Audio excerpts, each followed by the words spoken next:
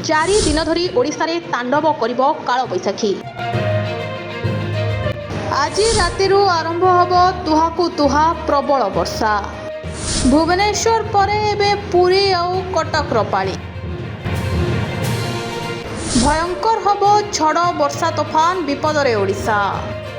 ओडिशा को माड़ी आसुछि मौसुमी वायु। प्रबल झड़ वर्षा तोफान आशंका सतर्क कला पाणीपाग विभाग। राज्य को माड़ी आसुछि मौसुमी वायु। यार प्रभाव रे आगामी किछि दिन धरि अनेक जिल्ला रे प्रबल वर्षा घड़घड़ी सह बिजुली और झड़ पवन बहिबार संभावना रहिछि। पाणीपाग विभाग पक्षरु विभिन्न जिल्ला को सतर्क सूचना जारी करा जायछि।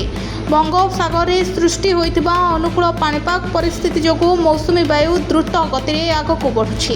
यार प्रभाव रे ओडिशा रे पागरे बड़ परिवर्तन देखा देबो। गत किछि दिन धरि जे असह्य गरम और गुळुगुळी अनुभूत होउतिला सेथिरु किछिटा आश्वस्ति मिलिबो। तेबे एही वर्षा सह आसीपारे झड़ तोफान। किछि स्थान रे घंटा प्रति 40 रु 60 किलोमीटर बेगरे पवन बहिबार संभावना रहिछि।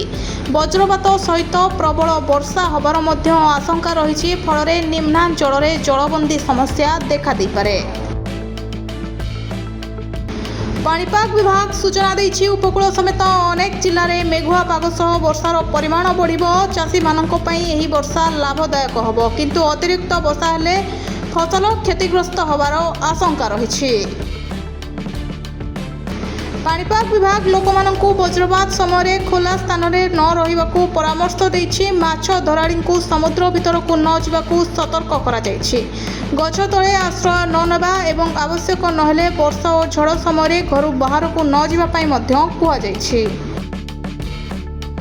ओडिशा रे मौसुमी वायुर प्रवेश सहित प्रबल वर्षा झड़ तोफान संभावना बढ़ुछि। आपण माने सतर्क रुहंतु एवं पाणीपाग विभाग सूचना उपरे नजर रखंतु।